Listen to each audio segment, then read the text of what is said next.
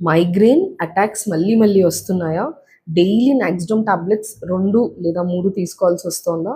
అయితే దీనికి ఈ మైగ్రేన్ అనేది రావడానికి చాలా రీజన్స్ ఉంటాయి. స్ట్రెస్, నిద్రలేమి, ఫుడ్ సరిగ్గా తీసుకోకపోవడము, నెక్‌లో టెన్షన్ బిల్డప్ అవ్వడం, ఇలా చాలా రీజన్స్ ఉంటాయి. రీజన్ ఏదైనప్పటికి కూడా ఒకవేళ మీరు మీ మైగ్రేన్ హెడేక్స్‌ని తగ్గించుకోవాలి అనుకుంటే, అది కూడా ఎట్లాంటి డ్రగ్స్ లేకుండా ఒక న్యాచురల్‌గా హీలింగ్‌ని మీ బాడీలో స్టిమ్యులేట్ చేయాలి అనుకుంటే తప్పకుండా యాక్యుపంక్చర్ ట్రై చేయండి. ఇది న్యాచురల్ ట్రీట్మెంట్ మొడాలిటీ అనమాట. ఇక్కడ ఏమవుతదంటే కా మన సెంట్రల్ నర్వస్ సిస్టమ్ ఉంటది కదా! అది కామ్ డౌన్ అవుతది. సర్క్యులేషన్ అనేది పెరుగుతది. నెక్‌లో టెన్షన్ అనేది తగ్గుతదనమాట.